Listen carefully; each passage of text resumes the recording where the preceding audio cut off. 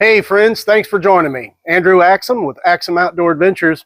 Recently I got into a discussion with my friend Mike Johnson about what would happen if you put slingshot ammo, steel ammo particularly, in dry ice and froze it. I don't even know how we got on that discussion, but we talked about it for a while, and Mike kind of thought that the speeds would not be affected by freezing it that low, because the speeds you're talking about when you're shooting slingshots are not that high velocity. He thought that if you were shooting a bullet from a gun, perhaps it would affect it. But it just started my mind thinking, and then I wondered what would happen to a steel can and an aluminum can if you froze them.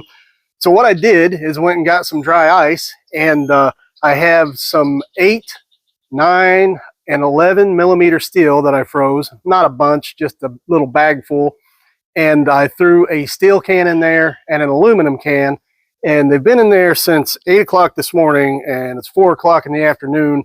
So I have a temperature gun, and right now I think it's about 60 degrees out here.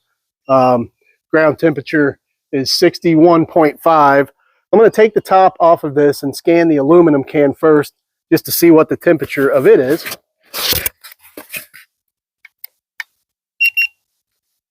Negative 44 degrees Fahrenheit, negative 44.3. The aluminum or the steel can shows negative 30.4, but I've had the cooler open for a few seconds, and the bag of ammo is in there as well.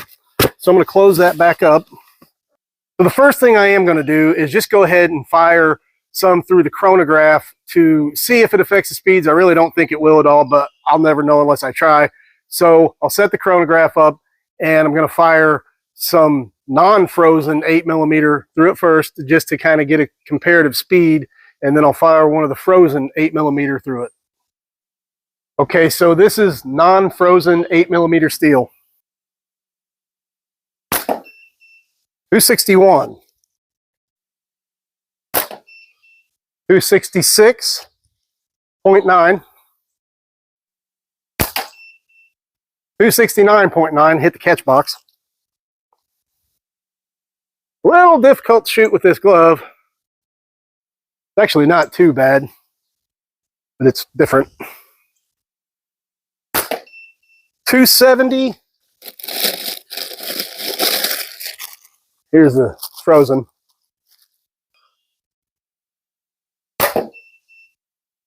284 even.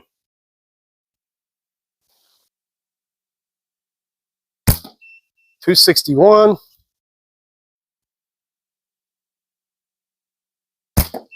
258.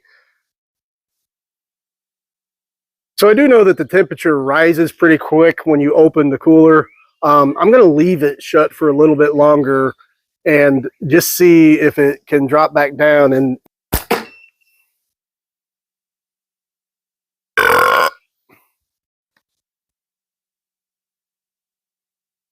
oh, cool, I got that on camera. 248.2.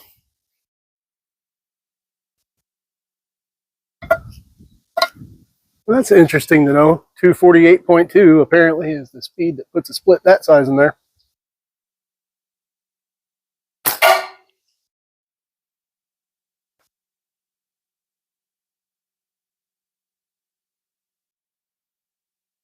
Well, the chronograph didn't give us a reading that time, but we can rest assured it was under 248.2. The temperature of the ice itself was negative 45.2.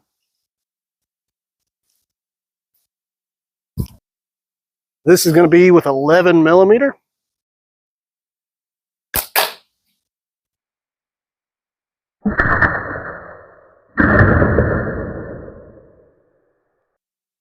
Okay, nothing too dramatic. Put a ding in it there. Of course, the mud stuck instantly to the can. So that was kind of cool. It was not as dramatic as I wanted it to be, but I didn't know what would happen, and now I do. I'm going to lay it on its side and try to hit the end there and see what it does.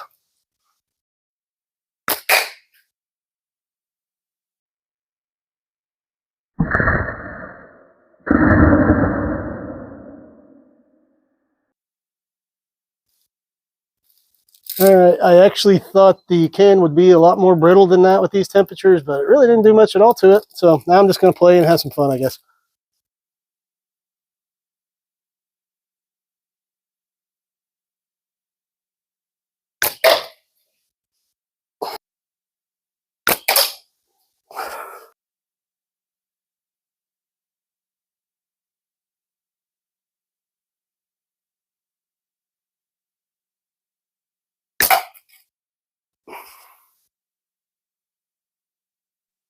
Well, it's been a lot of fun, but I think we can conclusively say that dry ice does not really affect the performance of your slingshot in freezing the ammo or the cans. It just is exactly the same. It is a lot of fun, though. You could take some cool pictures and make some cool videos. That's about the extent of its usefulness.